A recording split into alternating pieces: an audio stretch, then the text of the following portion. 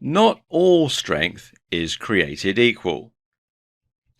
Now, that opening statement might surprise you. After all, strength is strength, right?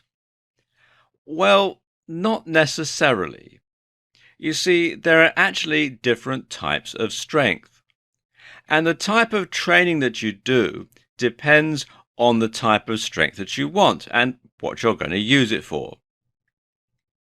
Specifically, there is agile strength, functional strength, explosive strength, dynamic strength, and strength endurance.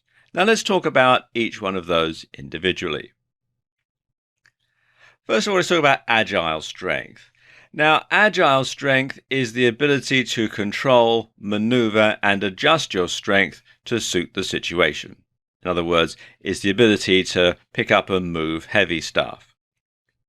And this is probably the sort of strength that people use the most. When you're carrying groceries out to your car, for example, then you would be using agile strength. And you should train for agile strength to avoid sprains, pulled muscles, damaged tendons, etc. Now let's look at a typical training regime for agile strength as suggested by the American Council on Exercise. And they recommend multiplanar movements using a variety of free weights such as dumbbells, medicine balls, sandbags, etc., or cable machines. The intensity should be low to moderate, approximately 50 to 75% of the estimate 1 repetition, or 1 RM, for a particular exercise. Reps should be 12 to 15 plus. Tempo should be variable speeds, slow to fast. The sets should be 2 to 5 or more, and the rest interval should be 30 to 90 seconds. Then there's functional strength. And as the name suggests, functional strength is strength that is, well, functional. And it's strength that you can use. You're not trying to look strong or look healthy. You're trying to be those things.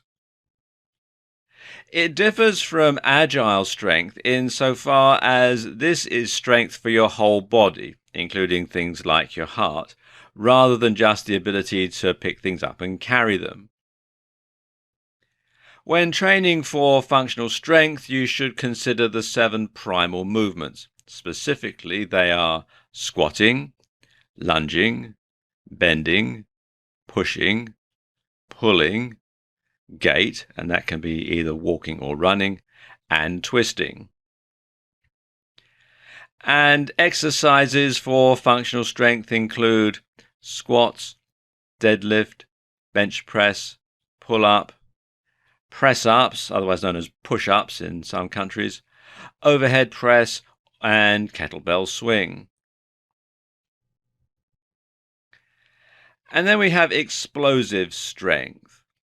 And explosive strength, a component of speed strength, refers to acceleration or rate of force development, or the neuromuscular system's ability to generate high action velocities. Exercises used to develop explosive strength are defined as those in which the initial rate of concentric force production is maximal or near maximal and is maintained throughout the range of motion of the exercise.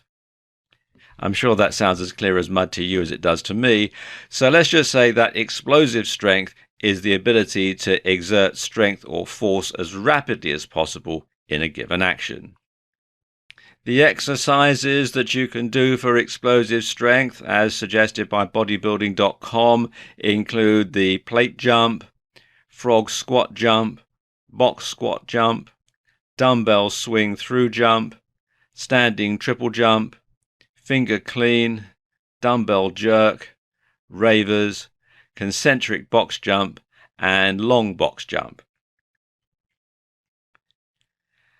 Then we have dynamic strength, and dynamic strength is strength displayed during movement. It's quantitatively expressed in terms of limb or trunk torque at a specified angular velocity, almost always during concentric muscle action. And typical exercises for dynamic strength include jogging variations, lateral movements, leg swings, lunges, and arm circles. And dynamic strength exercises are often included as part of a warm-up routine. So they do help you to get the blood circulating. They do help you to warm the muscles up before you go on to do other types of exercise. And finally, there's strength endurance. And strength endurance is the specific form of strength displayed in activities which require a relatively long duration of muscle tension with minimal decrease in efficiency. And strength endurance is basically the muscle's ability to produce strength or resistance over an extended period of time. And strength resistance training allows the muscles to remain functionally active for longer.